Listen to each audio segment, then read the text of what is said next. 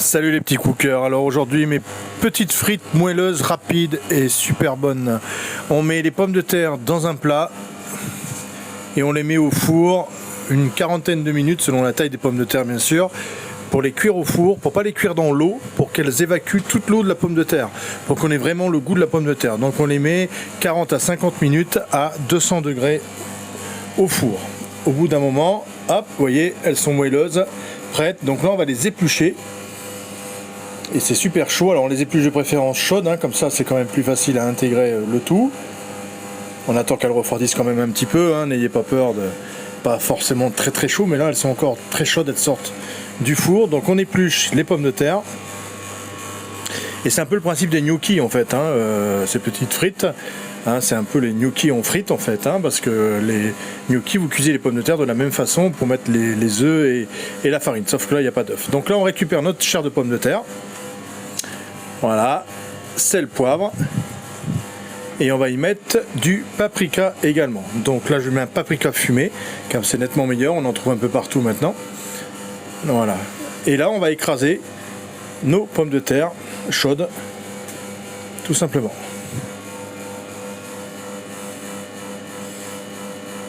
Vous voyez, j'ai pris une petite pelle que j'ai courbée, ça permet aussi d'écraser les pommes de terre si vous n'avez pas l'appareil exprès. Une petite astuce en passant.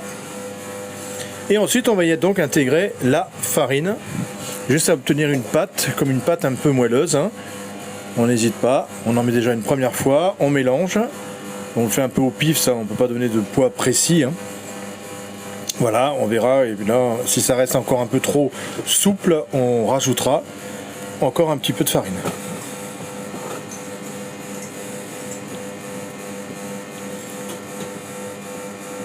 Voilà.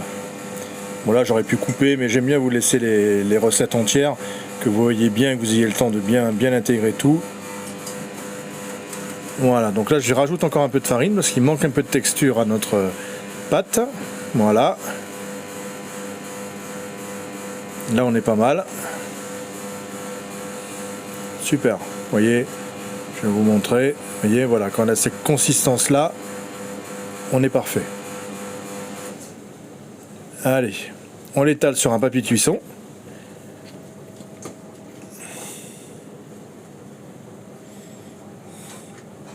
Voilà, on le met sur un papier de cuisson, on referme avec un papier de cuisson et on l'étale pour laisser quand même une certaine épaisseur, hein, une épaisseur de frite en fait, hein, pas trop la faire plate. Hein.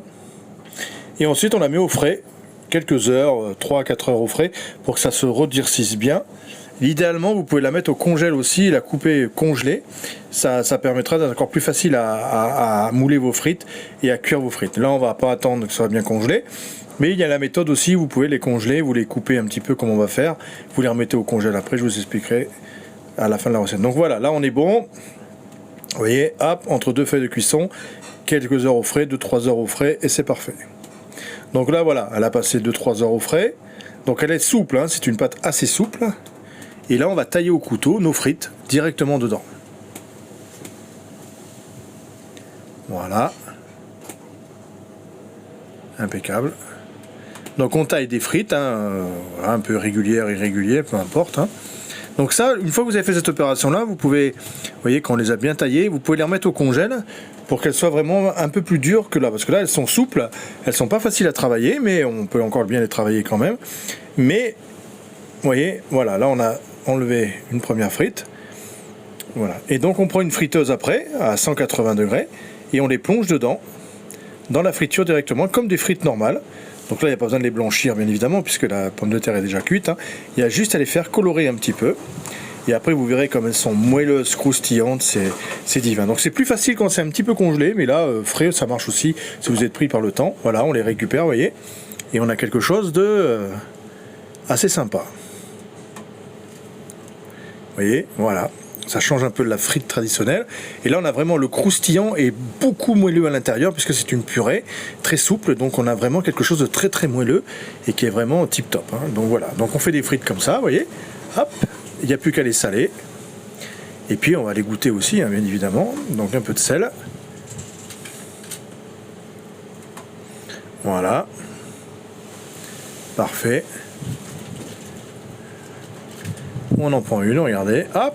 une petite sauce barbecue ou ketchup, ce que vous voulez, et on va les goûter. Oh là là, c'est souple avec une bonne côte de bœuf, c'est le paradis. Voilà les petits cookers, à bientôt. J'espère que ça vous a plu. Ciao, à pour d'autres recettes.